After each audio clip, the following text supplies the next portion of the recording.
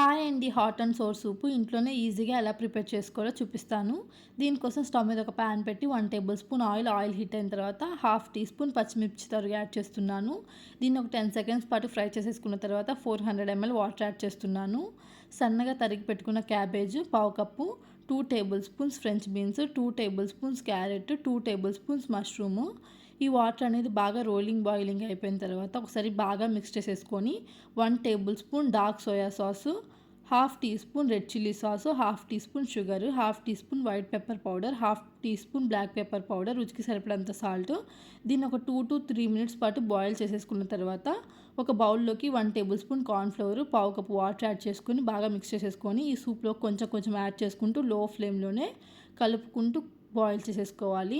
ఈ మిక్చర్ అంతా అయిపోయేసరికి సూప్ అనేది కొంచెం థిక్గా అయిపోతుంది. ఇప్పుడు దీంట్లో 1 teaspoon vinegar, 2 tablespoon spring onions add చేస్తున్నాను. ఈ సూప్ని 1 మినిట్ పాటు బాయిల్ చేసేసుకొని స్టవ్ ఆపేసుకొని వేడిగా సర్వ్ చేసేసుకుంటే టేస్టీగా ఉండే hot and sour soup ready అయిపోతుంది.